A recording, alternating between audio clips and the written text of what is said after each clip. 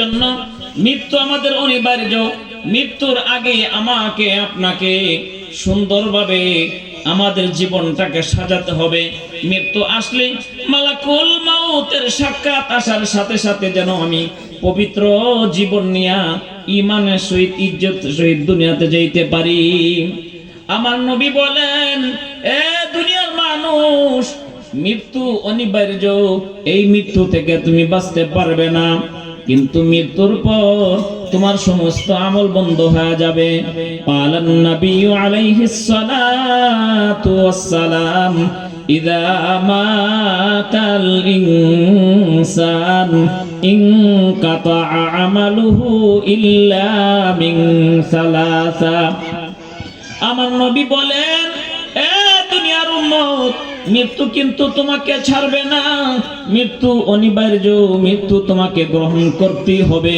তোমার ইচ্ছা থাকুক বা না থাকুক, তোমার ইচ্ছা থাকলো মালাকুল মাউত তোমার সাথে সাক্ষাৎ করে তোমাকে জান কবজ করে ফেলবে।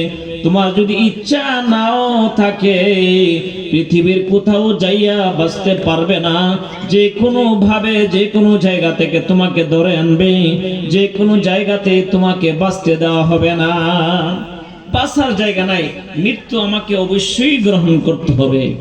হযরত সুলাইমান নবী আলাইহিস সালাতু ওয়াস সালাম সকলে আমরা জানি, বড় একজন পয়গম্বর ছিল, যিনির কথা বাতাস পর্যন্ত শুনতেন। সুবহানাল্লাহ। এমনকি পিপিলিকার গর্তের পিপিলিকার কথাও তিনি শুনতেন এবং তাদের ভাষাটা পর্যন্ত বুঝতেন। সুবহানাল্লাহ। যার দরুন কোরআনে হাকিমের মধ্যে একটা সূরা আছে, সূরাতুন নামল, মানে পিপিলিকার সূরা। আমার নবীকে আল্লাহ তাআলা জানিয়ে দিয়েছেন, হে নবী, আপনার পূর্বে সুলাইমান নবীকে আমি এমন ক্ষমতা দিয়েছিলাম, বাতাস তার নিয়ন্ত্রণ থাকতো। যে দিকটা তিনি নির্দেশ দিতেন ওই দিক দিয়ে বাতাস চলতেন। সুবহানাল্লাহ পড়েন সবাই। এমনকি গর্তের পিপিলিকার আওয়াজ পর্যন্ত ওনার কাছে আমি পৌঁছায় দিতাম এবং তার ভাষাটাও সে বুঝতো। সুবহানাল্লাহ। এই নবী যখন উম্মতকে নিয়ে বিভিন্ন ভাবে নসিহত করতেছিলেন, এরকম একটা ঘটনা কিতাবের মধ্যে উল্লেখ করা হয়েছে।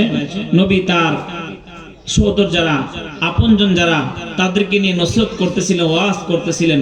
ঠিক এই মুহূর্তের মধ্যে একটা যুবক সুলাইমান পয়গম্বরের সামনে বসা, হঠাৎ করে দেখা যায় তার চেহারাটা মলিন হয়ে গেছে, তার চক্ষুগুলো হলুদ হয়ে গেছে, তার চেহারাটা একেবারে পোকা চেহারা, একেবারে কালো হয়ে গেছে, চোখগুলো হলুদ বর্ণের হয়ে গেছে।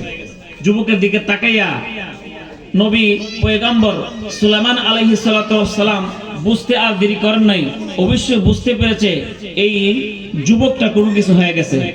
জিজ্ঞেস করেন, যুবক, তোমার এই চেহারা, সুন্দর চেহারাটা এতক্ষণ পর্যন্ত আমার সামনে প্রকাশ একটা চেহারা নিয়ে বসা ছিল, তোমার চোখের মণিগুলো ছিল স্বাভাবিক, কিন্তু হঠাৎ করে তোমার অস্থিরতা আমি দেখতে পাইতেছি। সুন্দর চেহারাটা তোমার কালো হয়ে গেছে, স্বাভাবিক চক্ষুগুলো তোমার হলুদ বর্ণের হয়ে গেছে, কারণটা কি একটু আমাকে বলো। ওই নজন যুবক চোখের পানিগুলো ছেড়ে বলেন, পয়গম্বর, আমাকে একটু অনুমতি দেন, আমি আপনার সাথে কথা বলবো। আমি এই মুহূর্তের মধ্যে হিন্দুস্তানে যাইবার চাই। হিন্দুস্তানে যদি আমাকে এই মুহূর্তের মধ্যে পাঠাতে পারেন তাহলে আমার অনেক উপকার হবে। হিন্দুস্তানে পাঠানোর জন্য বলা হয়েছে। সম্মানিত হাজিরিন, আজকে আমাদের প্রধান অতিথি চলে আসছে। আমরা এদিক সেদিক যেখানে আসি সকলে আমাদের মঞ্চে চলে আসি। হযরত আমাদের সামনে নসিহত পেশ করবে, এরপরে ইনশাআল্লাহ মুনাজাত করে দেবে।